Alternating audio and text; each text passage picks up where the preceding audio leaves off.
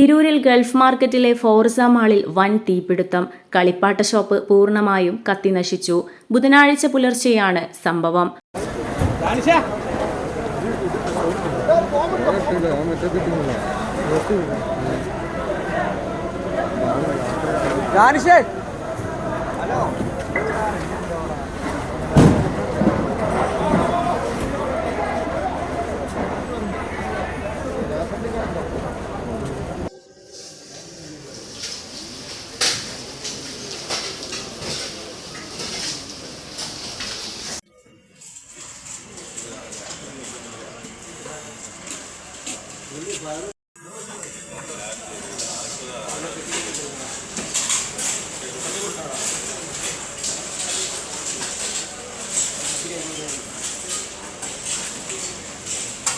ഓമച്ചപ്പുഴ സ്വദേശി അസീസിന്റെ ഉടമസ്ഥതയിലുള്ള happy toys എന്ന കടയാണ് കത്തിനശിച്ചത്.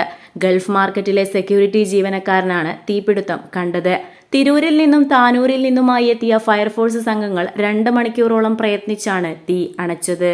3 മുറികളിലായാണ് ഷോപ്പ് പ്രവർത്തിക്കുന്നത്. തീപിടുത്തത്തിന്റെ കാരണം വ്യക്തമല്ല. ഷോർട്ട് സർക്യൂട്ട് ആകുമെന്നാണ് പ്രാഥമിക നിഗമനം. സമീപത്തെ വസ്ത്രവിൽപ്പന ഷോപ്പിലേക്ക് പുക പടർന്നിരുന്നു.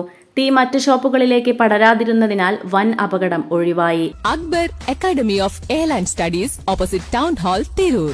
കെട്ടിടത്തിൽ ആധുനിക അഗ്നിശമന സംവിധാനങ്ങൾ ഉണ്ടെങ്കിലും പ്രവർത്തനക്ഷമമല്ലെന്ന് ഫയർഫോഴ്സ് നടത്തിയ പരിശോധനയിൽ കണ്ടെത്തി.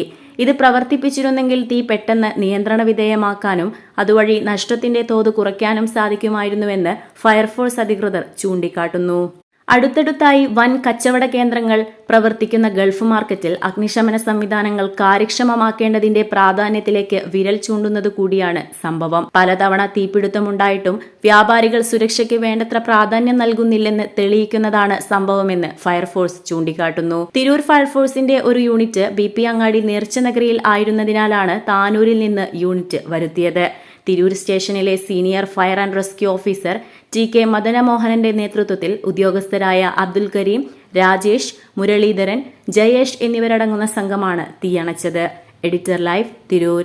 ഇന്ത്യയിലും വിദേശത്തും airline, airport, cargo, logistics, travel agency എന്നീ മേഖലകളിൽ ഉയർന്ന ജോലി സാധ്യതയുള്ള അന്താരാഷ്ട്ര നിലവാരമുള്ള കോഴ്സുകൾക്ക് world wide top 10 institute premier circle member Akbar academy of airline studies opposite town hall Tirur. കൂടുതൽ വിവരങ്ങൾക്ക് വിളിക്കുക 9388221922.